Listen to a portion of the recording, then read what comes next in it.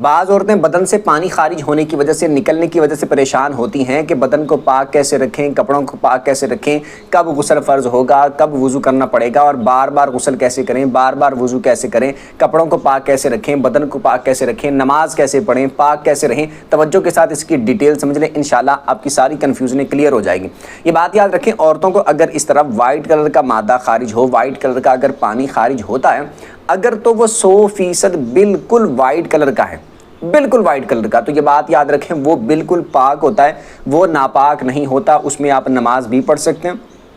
اس میں قرآن پاک کی تلاوت بھی کر سکتے ہیں، کپڑے بھی اس سے آپ کے ناپاک نہیں ہوتے، بدن بھی آپ کا ناپاک نہیں ہوتا، اور غسل بھی آپ پر فرض نہیں ہوتا، وضو بھی آپ کا نہیں ٹوٹتا، یعنی اس سے کوئی معاملہ نہیں ہوتا۔ اگرچہ وہ بدن پر اس کے نشان لگ گئے، اگرچہ کپڑوں پر اس کے نشان لگ گئے، اگرچہ وہ بار بار خارج ہو رہا ہے، تو ایسی صورت میں آپ پر کوئی حکم نہیں لگے گا، نہ ناپاکی والا، نہ گناہ والا، نہ غسل والا، نہ وضو والا، نہ کپڑوں کی ناپاکی والا، نہ بدن کی ناپاکی والا، کوئی حکم نہیں لگے گا۔ یہ عادی طور پر ویسے لے لیں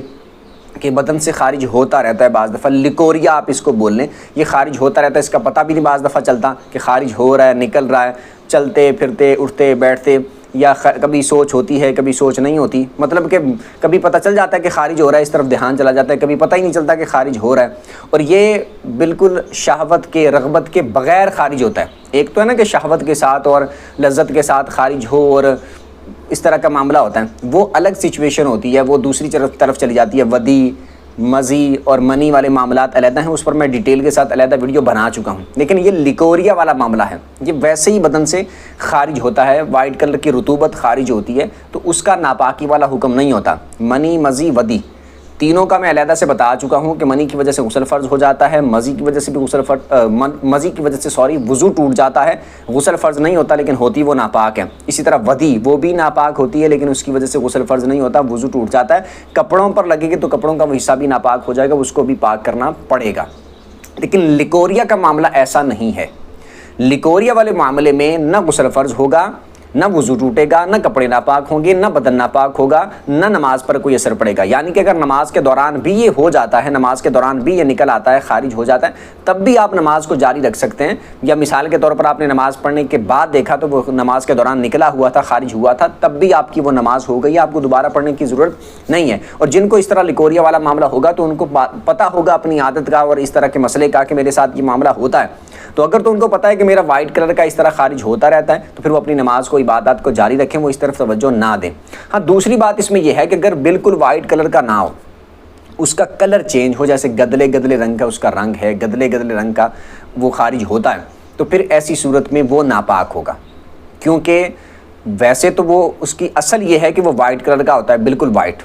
لیکن جب اس کا کلر چینج ہو کے آ رہا ہے تو اس کا مطلب یہ ہے کہ اندر کوئی انفیکشن ہے جس کی وجہ سے اس کا رنگ چینج ہو رہا ہے، جیسے خون اس کے ساتھ مل کے آ رہا ہے تو وہ گدلا رنگ ہو گیا ہے، یا تھوڑا تھوڑا ریڈ اس میں آ رہا ہے۔ تو اگر اس طرح کا وہ وائٹ سے تھوڑا سا بھی چاہے چینج ہے، تھوڑا تھوڑا زرد ہے، تھوڑا تھوڑا گدلا رنگ ہے، تھوڑا تھوڑا مٹی کی طرف مائل رنگ ہے، تو وہ اس وجہ سے ہے کہ اندر انفیکشن موجود ہے، خون اس کے ساتھ لگ کے آ رہا ہے، اس وجہ سے وہ ناپاک ہوگا۔ یعنی ناپاک سے مراد یہ ہے اگر وہ بدن پر لگے گا تو بدن کا وہ حصہ بھی ناپاک ہو جائے گا، آپ کو استنجا کرنا پڑے گا، اور بدن کا وہ حصہ آپ کو پانی سے دھونا پڑے گا۔ کپڑوں پہ لگ جاتا ہے تو کپڑوں کا اتنا حصہ بھی آپ کو پاک کرنا پڑے گا، اور وضو آپ کو دوبارہ کرنا پڑے گا، غسل آپ کو کرنا لازمی نہیں ہے، ٹھیک ہے؟ غسل پھر بھی فرض نہیں ہوگا، غسل دونوں صورتوں میں فرض نہیں ہے۔ اور پہلی صورت جو میں نے بتائی کہ بالکل وائٹ ہو تو پھر اس میں آپ کو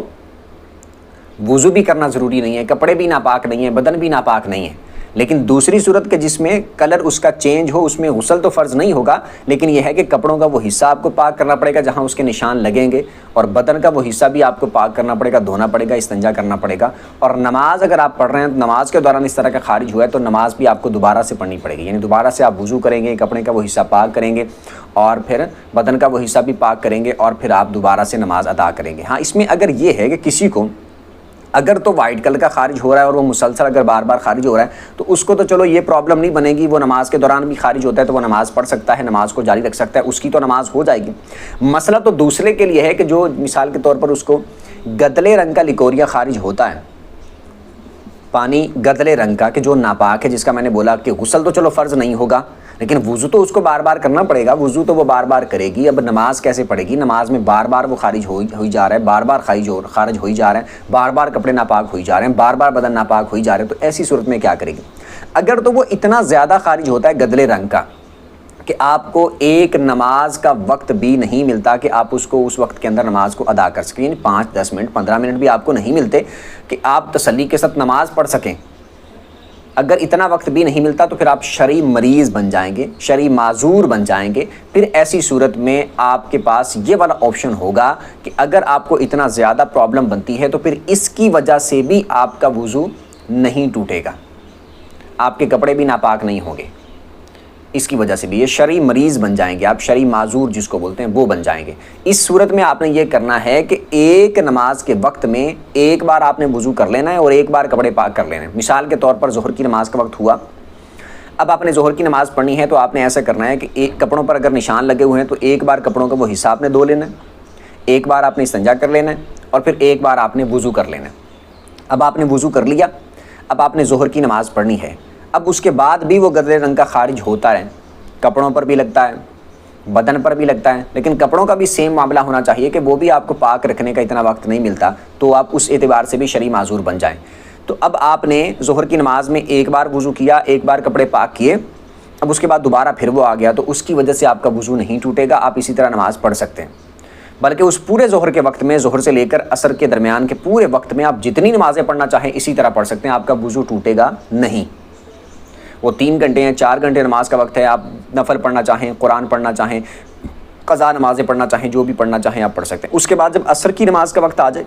تو عصر کی نماز کا جیسے ہی وقت سٹارٹ ہوگا تو آپ ایک بار دوبارہ سے پھر وضو کر لیں اور ایک بار پھر کپڑوں کو پاک کر لیں، اس کے بعد پھر پوری عصر کی نماز میں آپ جتنی نمازیں پڑھنا چاہیں پڑھ سکتے ہیں۔ جیسے عصر کی نماز پڑھ لیں اور قضا پڑھنی ہے تو قضا پڑھ لیں، نفل ویسے نہیں پڑھ سکتے عصر کے بعد، مغرب کے بعد بھی سیم اسی طرح، عشاء کے بعد بھی، یعنی اس پوری نماز کے وقت میں ایک بار وضو کرنا آپ کا کافی ہوگا۔ لیکن یہ صرف اس کے لیے جس کو اتنا زیادہ پرابلم ہو، شرعی معذور جو ہو، اس کے لیے حکم ہے۔ اور یہ اس وقت کے جب گدلے رنگ کا خارج ہو رہا ہے، سیم مردوں کے لیے بھی یہی معاملہ ہے کہ اگر ان کو قطرے خارج ہوتے ہیں تو،